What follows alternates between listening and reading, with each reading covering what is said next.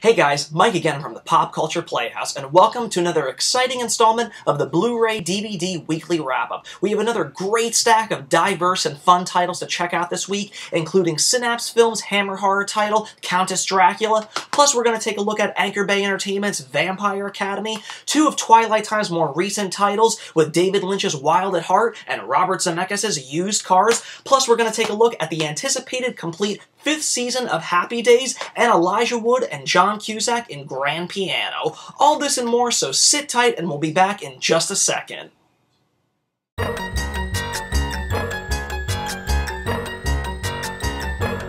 Alrighty guys, and the first title that we're going to take a look at is available May 20th from Magnolia Pictures, and it's Grand Piano. Starring Elijah Wood as a famed pianist who's been away from the stage for quite a few years due to massive stage fright, is brought back to the concert world for a prestigious concert in Chicago.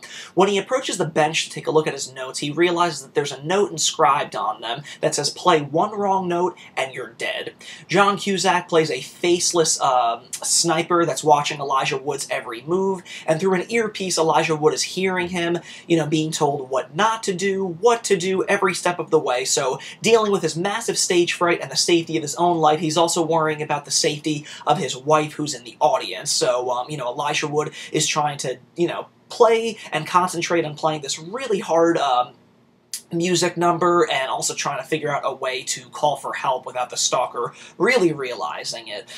Grand Piano is a film that has been on my radar for quite some time. I know that it was playing the film festival circuit and it was doing really well there. It was getting a lot of good buzz, a lot of good buzz for Elijah Wood's performance and John Cusack's and whatnot. So when this was finally getting released, I was really excited to have this sent to me for review, and, from that synopsis, you can already tell that it definitely has a lot in common with films like Joel Schumacher's Phone Booth, things where people are kind of in these real-world situations, and then kind of this faceless random stalker is watching their every move, so it kind of just becomes this, really sick cat-and-mouse game where, the protagonist is trying to, fend for his life, while he's still trying to, conduct himself in a very professional manner and trying to go about like nothing's wrong. Like I said, this was really anticipated for me, and, for most of it, I was pretty pleased with it. I was definitely thoroughly entertained with it. I think that this is actually one of Elijah Wood's best performances that I've seen in quite some time. I know that he's been doing, some TV work with that Wilfred show, but I haven't really seen him on the big screen in anything notable. I think maybe the last thing that I saw him in something that I really dug was probably Sin City, which is quite a while ago. So Grand Piano is a real return to form for Elijah Wood. I really liked his character in this one. If there's one, little, issue that I kind of had with his character, and I guess the personality of his character, is that the whole reason that he kind of left the stage world is due to massive stage fright. And while he's obviously dealing with that, and of course, the added pressure of John Cusack, stalking his every moment, and his life at risk, I didn't really feel like you got a full, clear idea of how bad his stage fright is. I mean, I just kind of feel like the whole film, everything is kind of like, indebted to the fact that he's being watched by a guy that wants to kill him. I really wish that they would have played on, traditional stage fright tendencies, the anxiety of that, and, really get into, like, the mental side of what was going on in Elijah Wood's head, because I just really felt like he was just scared the whole time of a guy trying to shoot him. So I think that it would have definitely benefited the picture a little bit more if we kind of got into the mental side of, the whole anxiety issue. I think that definitely would have played a lot better.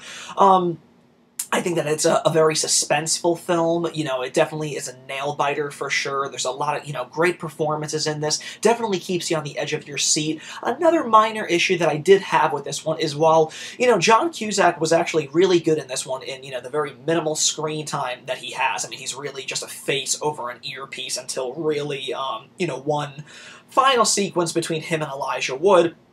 But he does the role really well. I mean, he has a great voice in this one, very foreboding.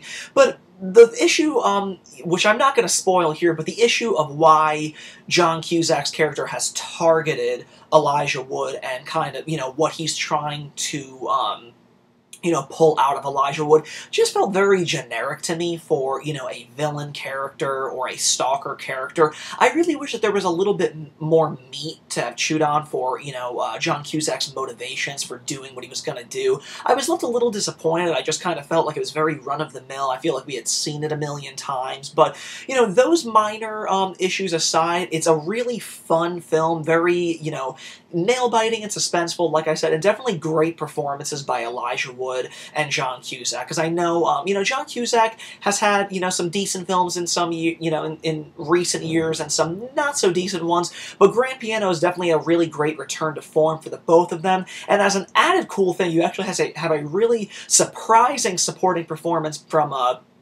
Alex Winter from Bill and Ted's Excellent Adventure, and of course Freaked. He plays kind of a John Cusack's assistant who's helping him along the way, just making sure everything goes smoothly backstage during the concert so everything can play accordingly. So that was very surprising to see Alex Winter in something like this, so I think that he really brought something really great to the film, and, he definitely shines in every scene that he was in.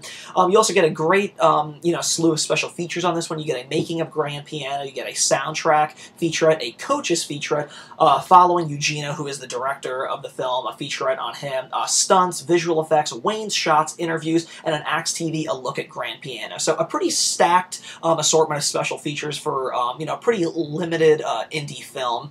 But like I said, had a really good time with this film. It is going to be available on Blu-ray on May 20th, as well as DVD. The DVD looks pretty good for what it is.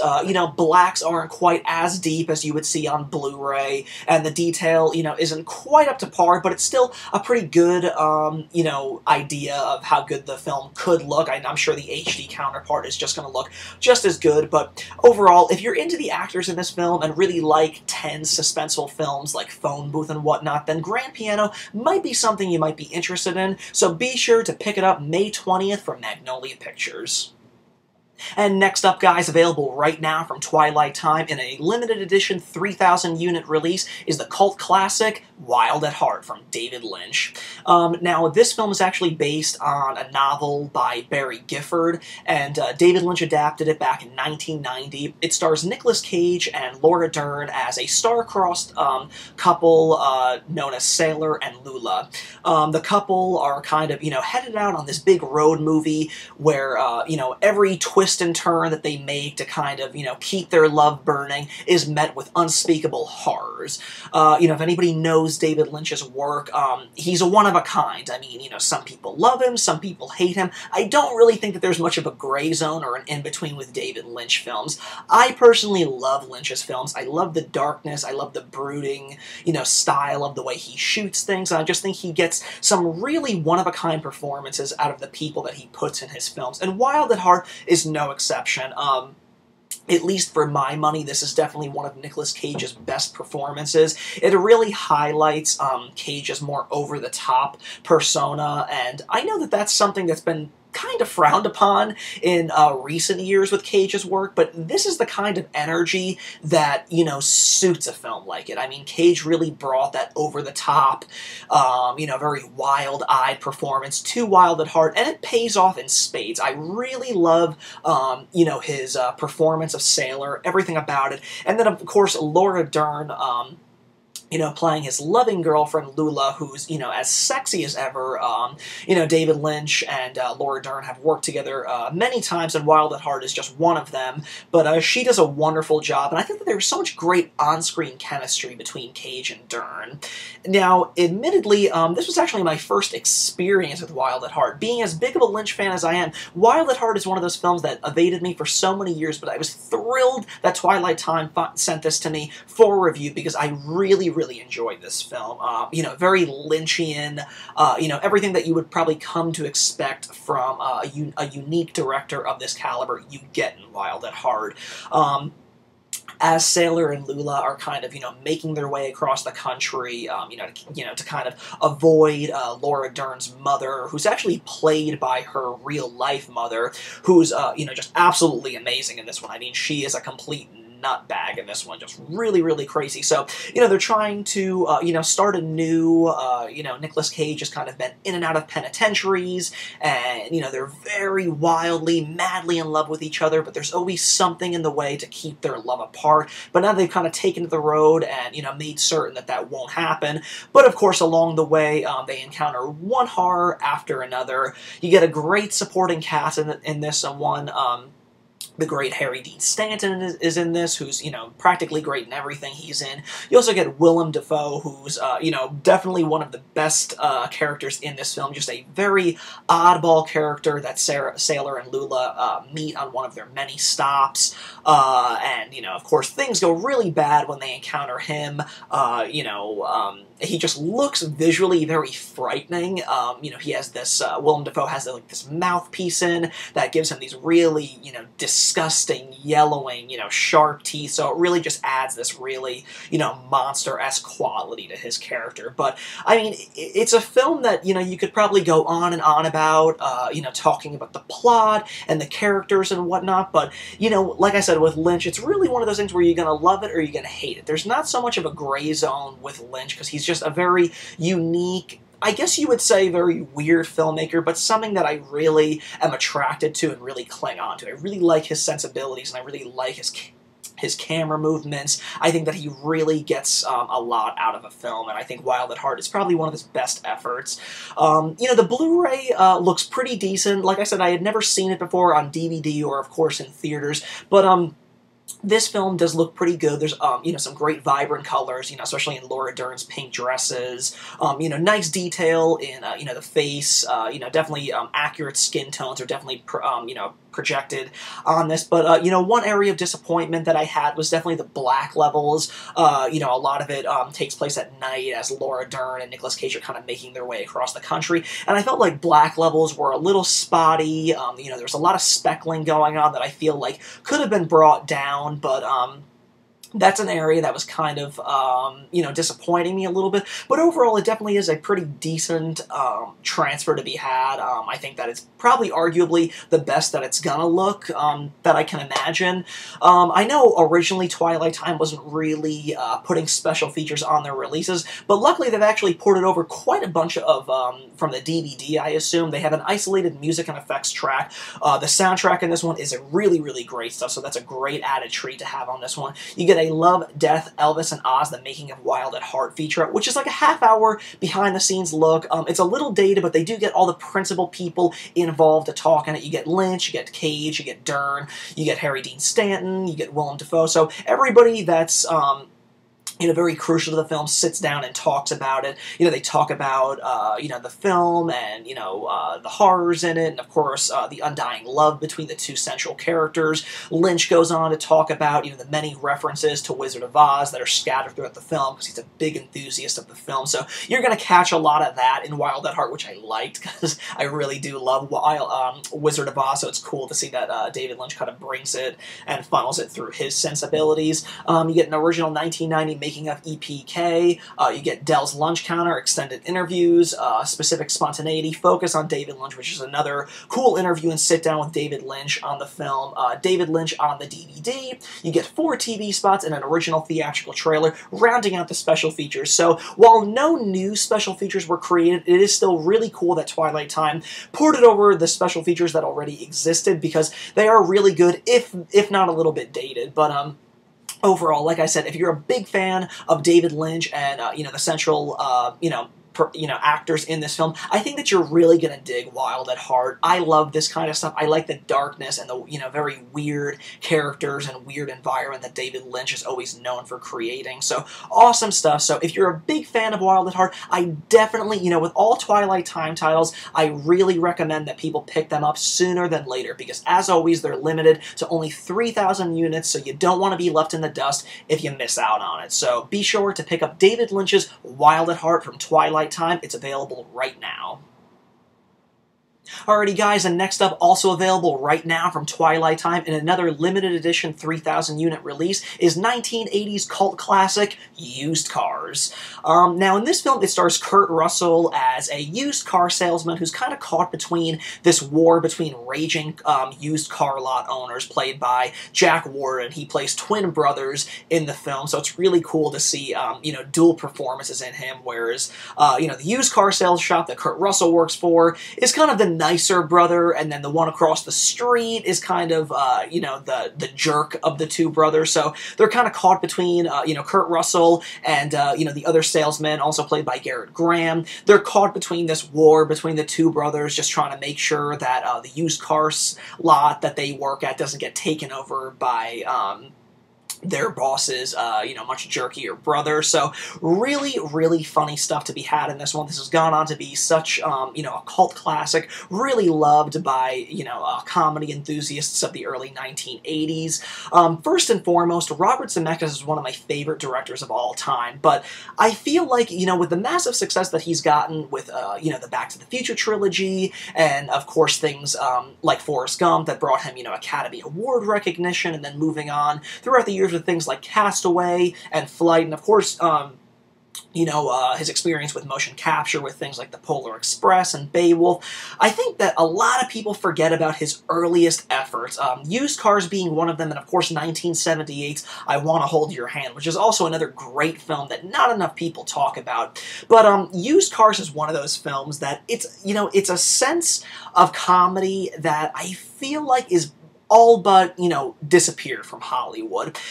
I feel like Judd Apatow and his camp are really trying to keep that very, over-the-top, profane, slapsticky sense of comedy alive, but there's just a charm that you get from these late 70s, early 80s movies, when they're done right, that you can't compare with anything else, and Used Cars is definitely one of those examples. It's a bona fide comedy cult classic in every sense of the word.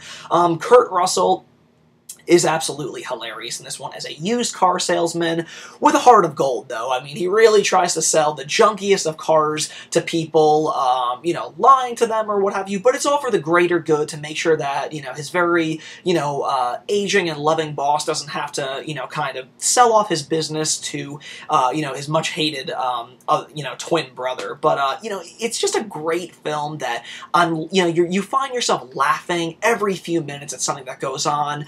The writing in this one that was handled by Bob Gale. Of course, he would team with Robert Zemeckis again on the Back to the Future trilogy.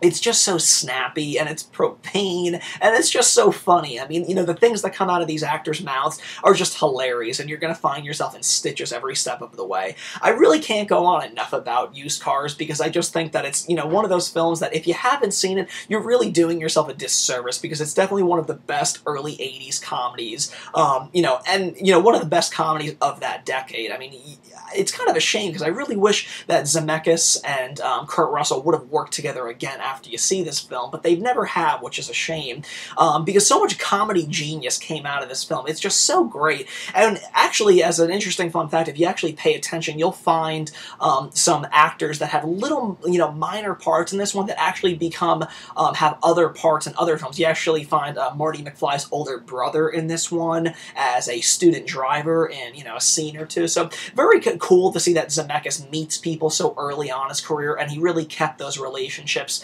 together throughout the years when he became, bigger and better.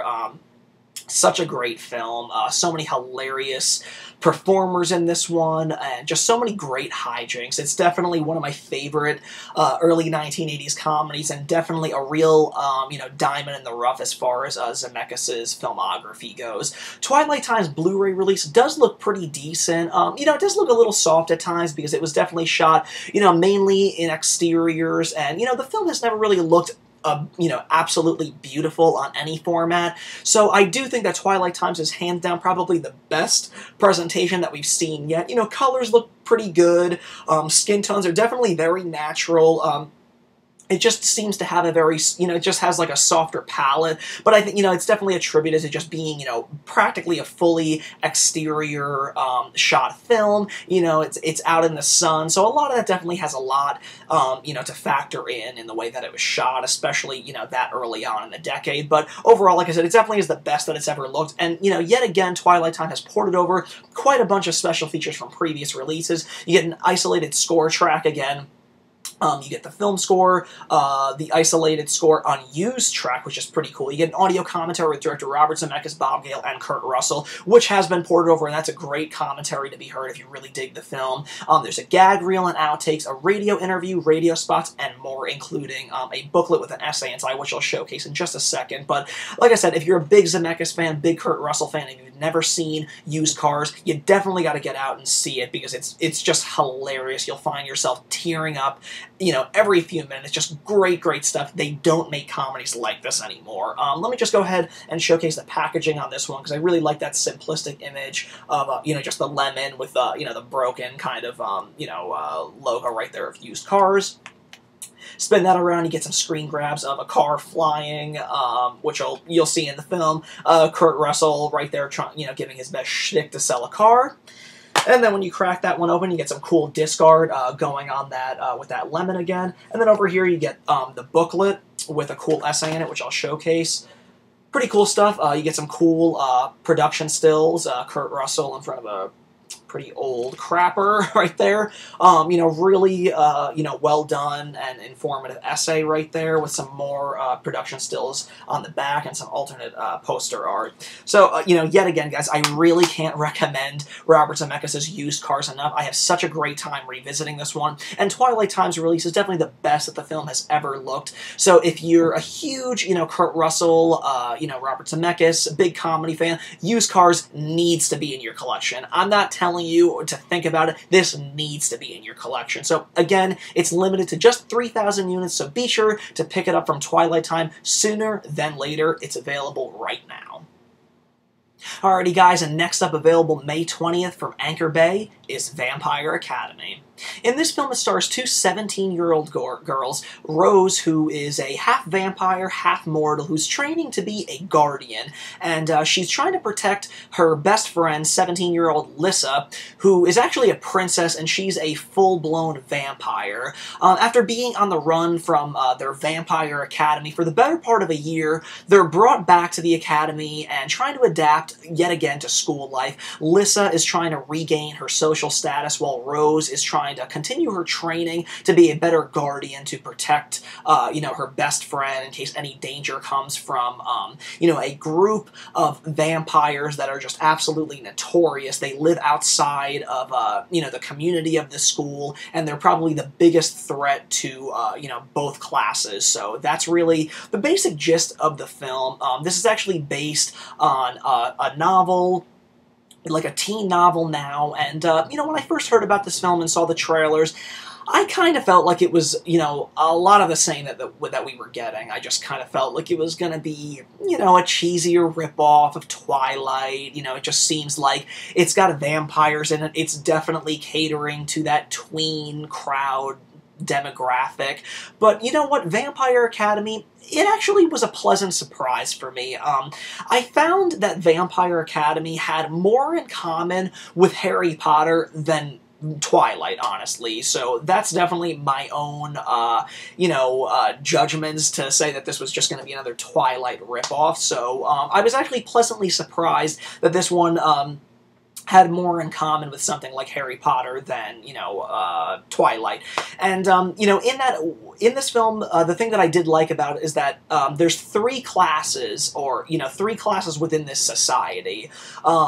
Lissa is obviously a full-blown vampire, and she's a princess, so she kind of comes from this order of, like, 14 or 15 royal families, that are, vampires, and they've all, kind of gone to this, prestigious vampire academy that kind of definitely feels like Hogwarts, and, you can even see in there that all the families have these different emblems, and, they belong to different things and stuff, so it definitely kind of reminds you of Hogwarts and the kind of different, classes of, that the students belong to, and, Rose is, like I said, a half vampire, half mortal, and they're the guardians. So they are at the school being trained to protect the vampires because, that's kind of their duty. That's their role. And they both get along with one another, and that's just, kind of their place in society. And there's a third group that's kind of, your more prototypical, horrific, blood-savaging vampire that doesn't care. They will rip anybody to shreds that steps in their way. So I did kind of like the different levels of the society. I felt that it was kind of a unique setting, and then, kind of setting it in, this Hogwarts-esque school where, the kids are obviously, trying to perfect their magic skills with their vampirism, and then, of course, people like Rose are trying to, perfect, their defense skills and whatnot to kind of protect the vampires. So, I did like that. I thought that it was, surprising. I didn't really expect that, but I thought it was cool, and then it's, kind of set against the backdrop of this school where the girls are, all the kids there are not just worrying about, their schoolwork. They're dealing with typical teenage problems, boys and, girls and romance and, popularity and whatnot. So I did like this. And, it's actually from the creative minds that brought you Mean Streets. It's actually written by Daniel Waters, who's responsible for Heathers. So you got a great, you definitely got a great team of people that have handled this kind of teenage film before, and this one was pretty good, I have to say. I was, kind of ready to hate it, and I thought that it was going to be a real drag, but I thought it was pretty cool stuff. The vampires in it are pretty cool. There's a decent story to be found in this one. Some really cool and surprising fight sequences in this one, much more than I would have expected. But yeah, Vampire Academy was definitely the pleasant surprise of this week's episode, so I really found a lot to dig in this one, excuse me, and, I think that the right demographic, teenagers and whatnot, the tween demographic, people that may have kind of come from a background of reading Twilight or Harry Potter, I think might even dig this a little bit more than I did, but, overall, just kind of, expecting the worst out of this one, this was a pleasant surprise, and I'm definitely, happy to say that I recommend checking it out. Let's go ahead and take a look at the packaging on this one. Get a cool simplistic image of your main cast there, Rose front and center right here, and Lissa, and, green backdrop with that cool hot pink logo.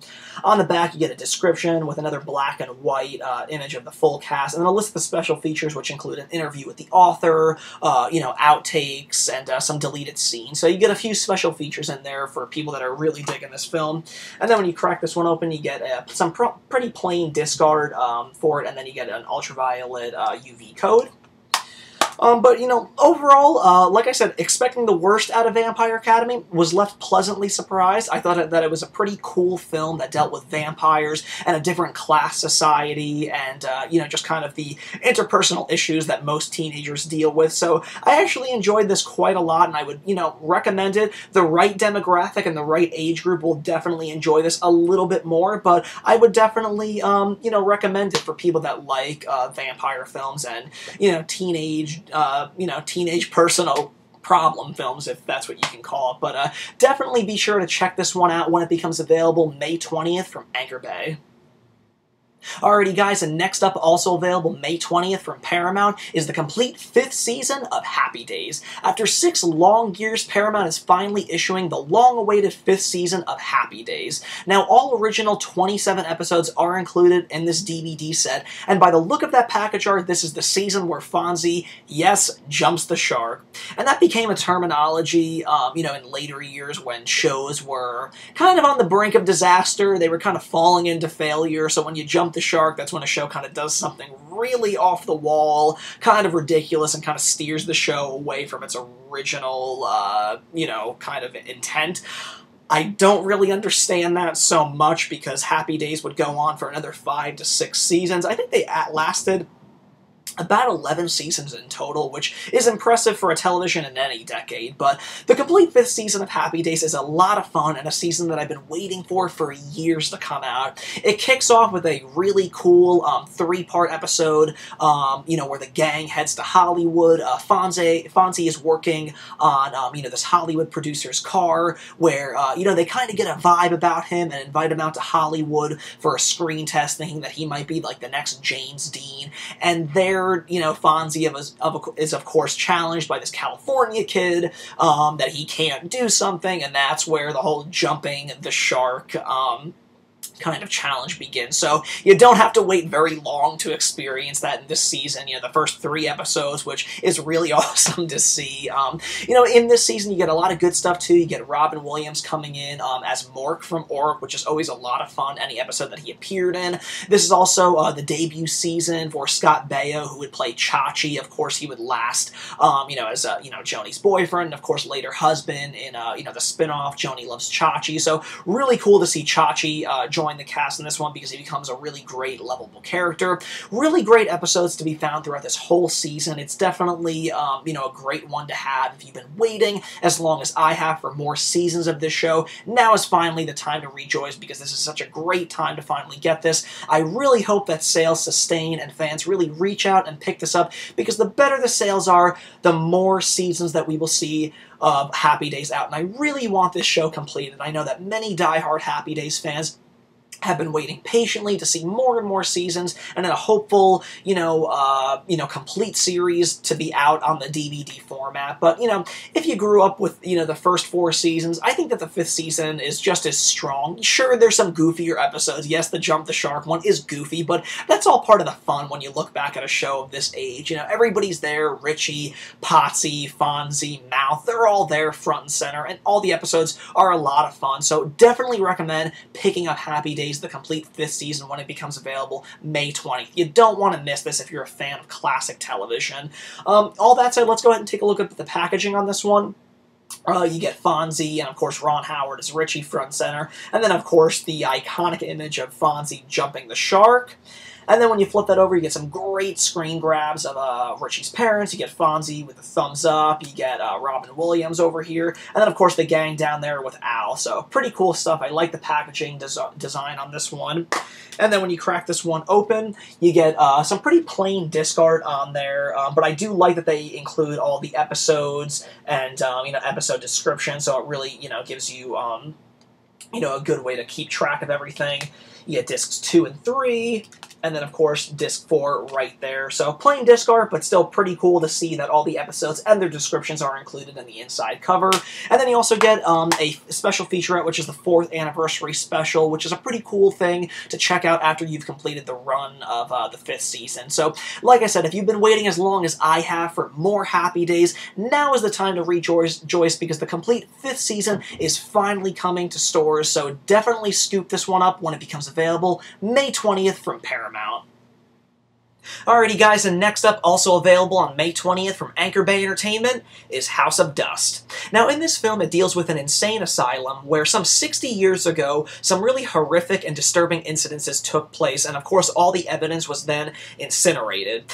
Flashing forward to the present day, a group of medical students are of course going to school, and they decide to break into the abandoned insane asylum where they literally stir up the ashes of something really evil that is awakened there. A new, somewhat mentally unstable girl is new to the medical school, so all of these, incidences tend to kind of bring her to the brink of insanity, and then all of her new friends are along for the ride, where all this horror and evil is kind of unearthed yet again. House of Dust is a film that Anchor Bay picked up, and it's in conjunction with a banner known as Raven Banner. They were also responsible for the relatively recent pseudo-slasher Death Do Us Part, which I wrote a written review for on the site, and was not very good at all. And unfortunately, I'm the bearer of bad news to say that House of Dust kind of suffers the same fate. It's just not a very good horror film at all. The principal actors are just not very good. They don't really have much going spoiling for themselves, and I couldn't help but notice that the actors themselves were kind of caught in this weird time warp where, you know, the leading man, if you will, kind of seemed like he was better suited in like a late 90s teen movie. And I don't mean that in a good way. It just seemed like very misplaced, like he was a Saved by the Bell reject or something. It was just a very odd, you know, mixture of talent and just kind of the way that these medical students were kind of, you know, presented in the film. They really felt like, you know, cheesy high school rejects and less, you know, they felt less serious about, you know, being portrayed as actual medical students. So that immediately takes you out of the film. And, you know, being a horror film, there's just no suspense or genuine scares to be found in House of Dust, which is really the #1 reason that you want to see a film of this ilk, and just none of that is there. On top of that, you have some pretty, bad CG effects, which of course is never welcome in, you know, most horror films, especially newer ones where, you know, budget is tight. You know, really bad CG effects can really just call a lot more attention to them, and House of Dust definitely suffers from that. You know, the ending doesn't really, you know, bring too much to the viewer that's going to satisfy them. Without spoiling too much, it doesn't really feel like there was much danger for, you know, our principal cast. I'll let you guys see for yourselves what I mean by that, but once you really get to that, you know, that final lap of the film, you really just kind of see that no serious damage was done to anybody in the film, which of course is, you know, a bad thing when, you know, there were really no serious stakes to be lost. So I really don't have the nicest things to say about House of Dust. I was genuinely bored during it. The principal actors were really not very good, and I don't really put the blame on them. It's just not a good story. The production is obviously low budget, and it feels very amateurish, and then, you know, especially, you know, the really bad CG effects just kind of call more attention to them that they really needed. But, you know, if you're interested in some newer horror titles and you want to take a chance on House of Dust, I definitely urge you to keep your expectations at bay. I certainly wouldn't recommend it, but I know that some people enjoy taking a chance on some things, regardless of what they hear. So definitely give it a chance, but be forewarned that there's really nothing worthwhile to be found in House of Dust. But if you're still curious after hearing my thoughts on it, be sure to check it out when it becomes available on May 20th from Anchor Bay Entertainment. Alrighty guys, and available right now from one of my favorite independent distributors, Synapse Films, is Countess Dracula, available in a Blu-ray DVD combo pack. This film stars the beautiful Ingrid Pitt from Where Eagles Dare and The Wicker Man as an aging Hungarian countess who realizes that she can reverse her aging process by bathing in the blood of young virgins. When she decides to impersonate her own young daughter and gains the affections of a young lieutenant, she kind of commands one of her, fellow maids to continue to lure unsuspecting young virgins to the castle so that she can continue to replenish her youthful appearance. But the question remains, can she continue sustaining killing off these young virgins, or will her secret finally be revealed to those around her? This is a Hammer horror entry that I actually had never seen before, but one that definitely came a little bit later, you know, past, I guess, what many would consider Hammer's prime period. This was released in 1971, and it's always kind of been seen as an underappreciated or an, you know, very overlooked film, and I can't understand why, because it really possesses all of the elements that make a Hammer horror film a great one. You have the great gothic castles, you have, you know, beautiful, beautiful women front and center, with the gorgeous Ingrid Pitt front and center, and what I would consider her finest role ever, and, you know, it's just got a great story to be had.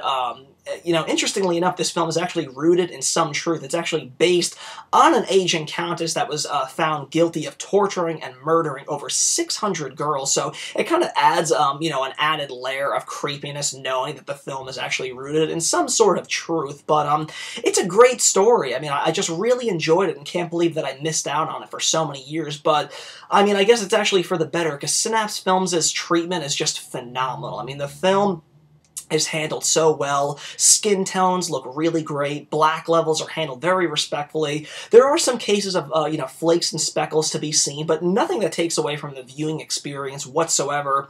Personally, I actually like the flakes and speckles in a film like this one, because it just kind of helps you, you know, helps remind you of the, you know, the great filmic layer of grain that you're watching. So just 5-star treatment in this one. I was very, very impressed with this one.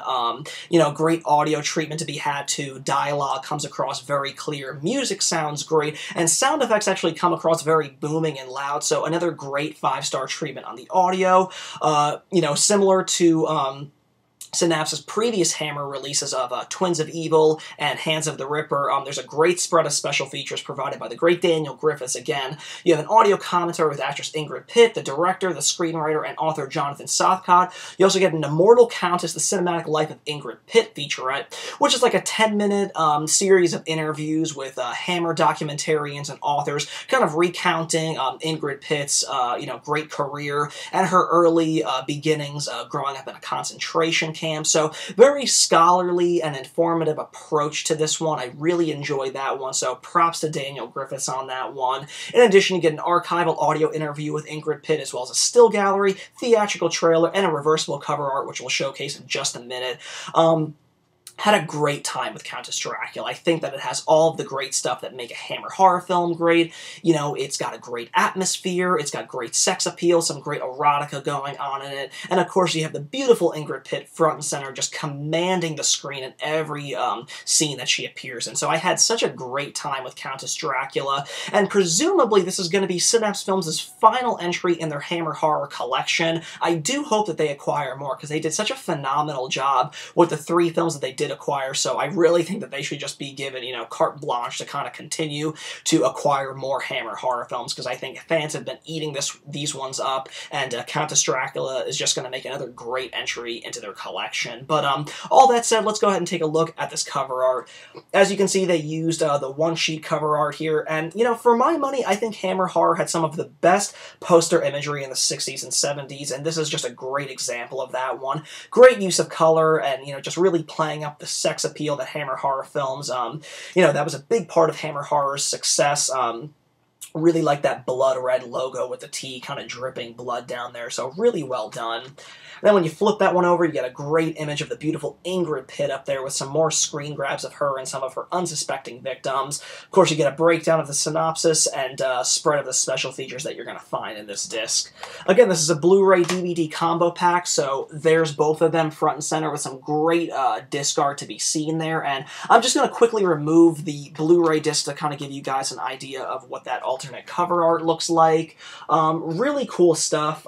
You know, definitely, you know, again, playing up the more erotic sexual angle of Hammer's success. So that's a really cool cover art. Really happy that Synapse included one of them, because that's definitely one of my favorite ones to be seen so far. But like I said, guys, if you're a Hammer horror fan, Countess Dracula is a film that comes a little bit later, you know, past their prime period, but one that's been overlooked and really underappreciated for far too many years. So Synapse Films' treatment of it is, you know, just 5-star across the board. Video and audio spot on. You got a great spread of special features to kind of dig into after checking out this great film. So, if you're a big Ingrid Pitt fan, if you love, you know, gothic, erotic, Hammer horror films of this ilk, then this is going to be a no-brainer for fans of this kind. So be sure to pick up this awesome, awesome edition of it. It's available right now from Synapse Films. Alrighty guys, and the final film that we're going to talk about in this week's installment of the Blu-ray DVD Weekly Wrap-Up is available right now from Olive Films, and it's the 1942 World War II drama Flying Tigers, starring John Wayne. In this film, it deals with a group of American mercenaries who are actually defending China's freedom against Japanese attacks, and this is all prior to the attack on Pearl Harbor.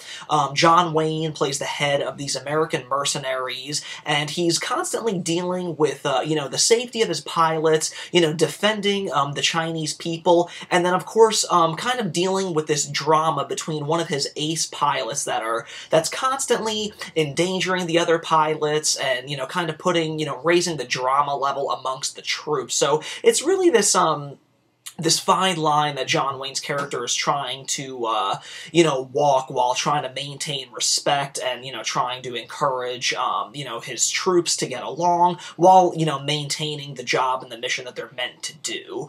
I'm not a huge war buff by any means, but this film was actually a real pleasant surprise. It was actually nominated for 3 Academy Awards in 1942 for various technical awards. I believe sound recording and special effects were just some of them. But, yeah, this film actually really impressed me because, you know, when you hear John Wayne, you know, the Duke, I always associate John Wayne with, you know, with many of his iconic Western roles, like The Searchers and whatnot. So this was actually quite a breath of fresh air for me to kind of see him in a war role. I mean, I know that he had done many of them, but I just have never really associated Wayne's persona and performances with war stuff. It's always been attributed more to his Western genre films. But Flying Tigers was a real pleasant surprise because, you know, it's not just strictly a war film where it's just, you know, just this ragtag generic group of soldiers fighting a mission, shoot 'em up scenes, you know, typical stock footage,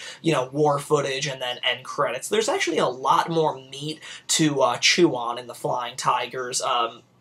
Of course, it's a war film, obviously, but you know, I kind of like that there was a lot. You really got to get into the relationships amongst you know, the troops and just the camaraderie against them, the friction, the drama at times. There's also a nice romantic subplot between John Wayne and one of the fellow nurses that are kind of on you know, the kind of like on the community that they're serving, and you know, that's cool. You kind of like delve into like a bit of a romantic subplot, which is what, you know, much needed, and it's definitely appreciated in this. And then of course there's some really impressive you know, special effects being done with the flying sequences. I'm not really too sure how they did it. I mean, it's definitely evident that they're intercutting between actual war stock footage, but I can only assume that it must have been a, you know, a usage of miniatures and whatnot, but everything looked really impressive, especially for a production from the early 1940s. I mean, I was really blown away and really caught up on how they kept, you know, cutting back to, you know, close-ups of, you know, the pilots, in the cockpit, and then just kind of seeing, you know, wide shots of, you know, the Flying Tigers going up against, you know, the Japanese enemies, and just, you know, all in the sky, and ammunition and explosions going off. It was very, very impressive for a production, you know, this early on in the 1940s. But, you know, it was a real pleasant surprise. Like I said, I'm not a big war buff, but Flying Tigers was definitely something that whet my appetite thoroughly. It really touched on, you know, quite a few different genres and didn't feel just, you know, straight up like a war film, which can get very redundant and rather boring quickly. So really surprised with this one. And Olive Films did a really good treatment on this one. You know, again, it's from 1942, so there's definitely going to be some issues with flakes, you know, speckles and scratches throughout the transfer, but overall, it does look really good considering what an older film it is. The black and white photography looks really good. You know, detail in close-ups, especially, you know, in the soldiers' uniforms, and, you know, especially in close-ups of their facial features. Everything looks really good. Black levels are a little, you know, murky at times, you know, especially when they're, you know, up in the sky for, like, night patrol missions. Things can get a little hazy there, but you can still make out everything. So, you know, again, for a production this early in the 40s, the transfer does look a lot better than I could have ever expected it, and I anticipate this is the best that it's probably ever gonna look. So again, not a big war buff, but Flying Tigers really impressed me. And, you know, anybody that's a John Wayne completist or, you know, a World War II enthusiast, this is definitely a film that you want to check out, you know, courtesy of Olive Films for definitely kind of, you know, putting it back out there into the mainstream, because I don't even know when this was ever released, if it was ever previously released on home video, like on DVD or something. But the Blu-ray from Olive Films is definitely the way to go, so be sure to scoop it up if you're interested in any of these types of things. It's available right now.